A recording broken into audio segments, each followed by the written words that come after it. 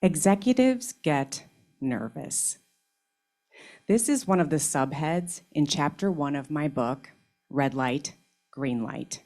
It's for top leaders who want to figure out a better way to present with polish, get buy-in, and become more influential. Executives get nervous. I was reminded of this recently in an airport. I was sitting at gate A29. My husband and I were on our way to Hawaii for a couple of weeks, mostly play, a little bit of work. My phone rang, and it was Anne. Anne was one of my clients working on a presentation to 100 people in her division that she'd never met yet.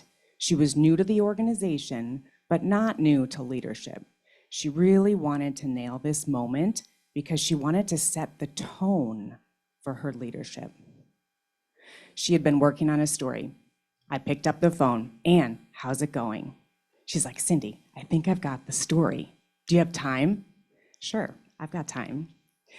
She and I talked while I walked around gate A, and I heard her story, and it was perfect. Vulnerable, a little bit about failure, bringing through some insights, perfect for the occasion. I said, this is great.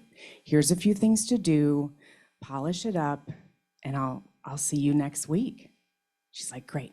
So I walk off the jetway, onto the airplane, and into the sunset.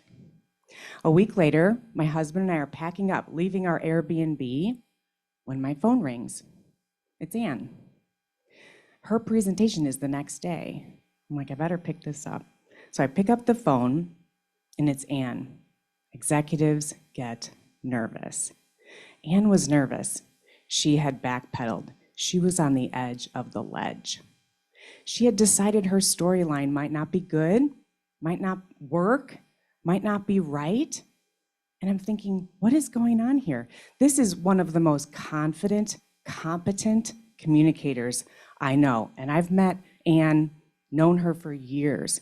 I'm like, what is going on? So here's the thing. Storytelling can be scary.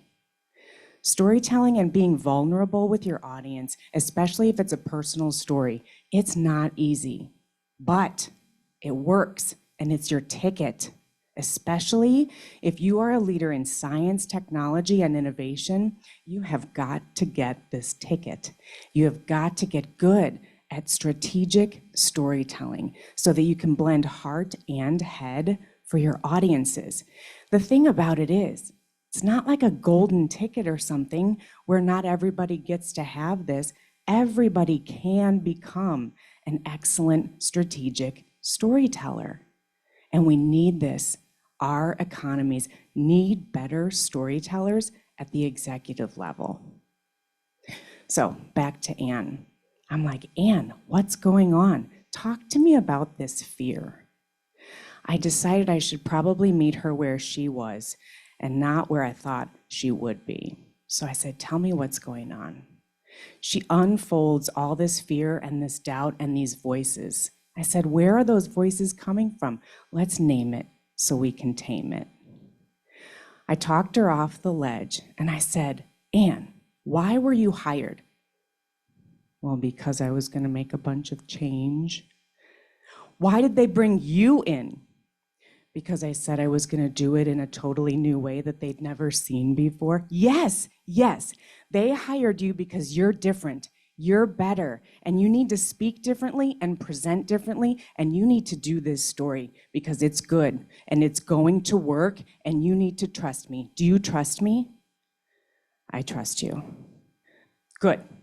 I'll see you after the presentation is over. The next morning, I woke up to my text.